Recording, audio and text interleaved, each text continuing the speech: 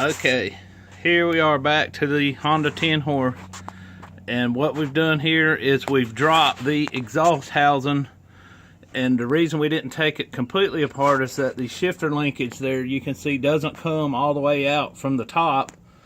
So unless you separate it from the foot, you can't really take the whole piece out of there. But anyway, there's like 4 bolts that hold that exhaust housing on.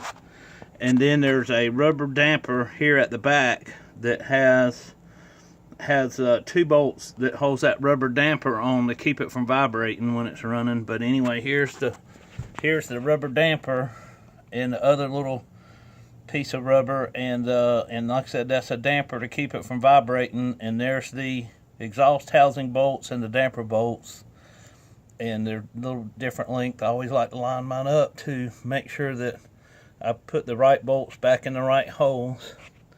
And you'll see this little piece is an exhaust seal that goes on the muffler of the exhaust housing, the exhaust tail shaft housing. And the reason that you want to take that out is you can see this little pipe sticking up here out the bottom. There's one hidden bolt behind that exhaust housing that holds the power head on. So there's a total of 8 bolts. You need to make sure before you try to pull that power head that you got all 8 bolts out of there.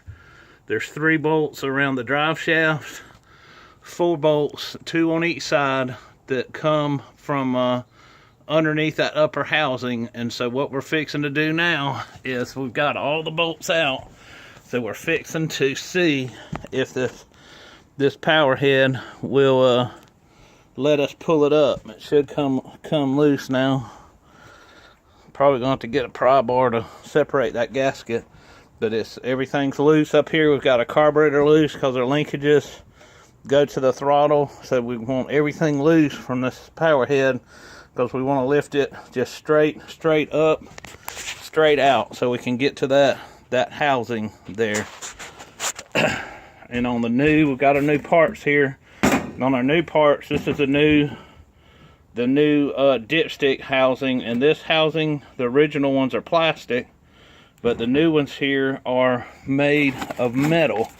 So evidently they knew they had a trouble with this. So that here we got a new gasket, and then we got a new dipstick housing, and we've also got the power head gasket. And as you can see, there's 8 bolt holes there. The one hole in the back, I think, goes to water, for the water to come in, and then that's where the drive shaft goes through. But this is going to be our second video, and we're fixing to pull this power head out, and we're going to put a new housing on it, and we're fixing to go back together with it.